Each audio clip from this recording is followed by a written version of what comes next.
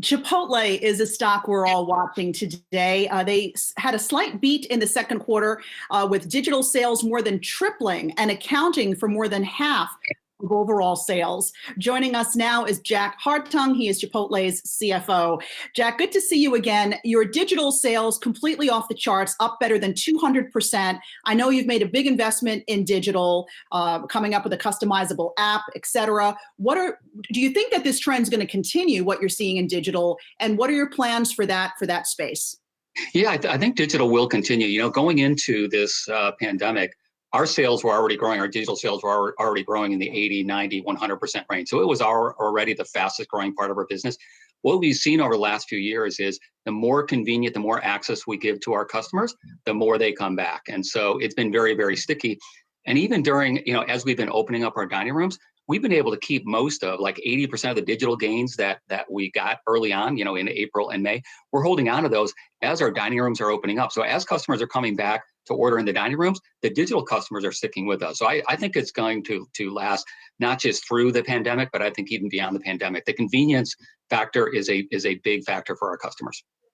Jack, you mentioned on the earnings call last night that you'll be experimenting a bit with delivery. What do you mean by that? Well, delivery comes with a cost, and there's different ways to cover that cost. I mean, the restaurants can't absorb that. No restaurant can absorb the entire cost. So there's a cost sharing that goes on where the company will pay for part of it, the customer will pay for part of it. What we found is a lot of our peers are doing things like they're charging higher menu prices for delivery. We have not been doing that. And so we'll experiment with that. And what we really want to do is find out, where are the customers more comfortable? Would they rather pay for a little bit higher menu prices and a lower delivery fee? Would they rather pay a higher delivery fee? And so far, we've been primarily focused on the delivery fee.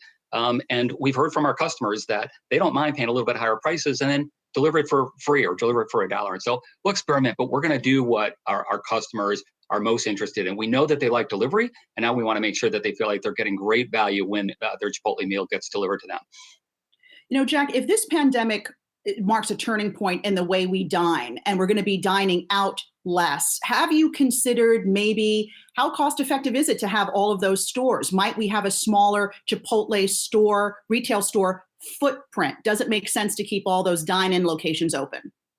Yeah, I think we will experiment with different size restaurants. I don't think we'll open up all restaurants without a dining room. Our restaurants are already fairly small. They're about 2,200 square feet. If you look at our peers, usually the restaurants of our peers are quite a bit bigger. Our dining room accounts for maybe 400 or 500 square feet of that. It's not a big part of the restaurant. Most of our restaurant is about the kitchen because we're doing all kinds of prep and cooking. And so, but I could see where we could experiment with a restaurant that's maybe 1,000 square feet or 200 square feet. And maybe it doesn't have any seats, but it does have a pickup window, the Chipotle lane. Maybe it does have the ability to order, through the line, but then you take the food out.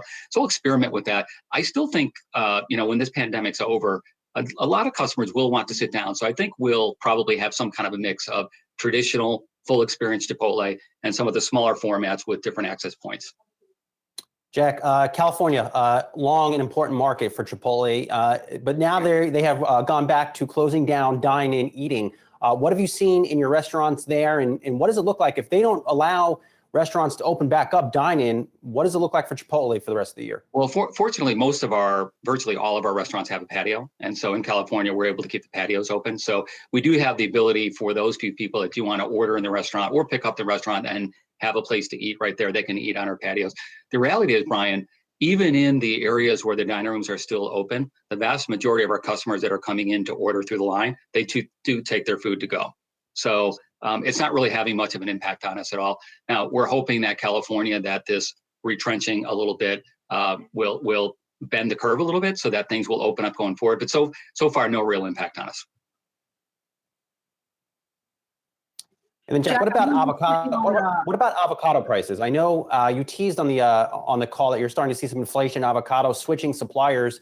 How severe is that going to be? We don't think it's going to be that severe. We're just shifting. We always shift during the season. This is the time of the year for the last few years where we're getting our avocados from Peru, and we have a great business arrangement with them, and we get delicious avocados. The guacamole nowadays is great. We're going to have to ship to Mexican, and we're expecting that to be a little bit more expensive. Not a big deal, Brian, but we did want to signal to the Wall Street analysts that there's going to be a little bit of a rise in food costs because of that, but nothing we can't take care of. Hey, Jack, I know you're in an enviable position. You're sitting on more than $900 million in cash. You've got no debt. There's always talk, what's Chipotle going to do with all that money? And of course, there's been talk, is it time to issue a dividend? I can't imagine that would be the thing to do right during a pandemic. But what are your thoughts about what to do with that money? Right now, we're going to keep it as a safety net, to be honest. I mean, nobody expected that we would have a global pandemic. We were fortunate that we had such a strong balance sheet. The reason that balance sheet comes in handy is we have a long-term view of what we can accomplish at Chipotle. We really do want to cultivate a better world. We believe we have the ability to more than double our restaurant count, and that's just in the U.S.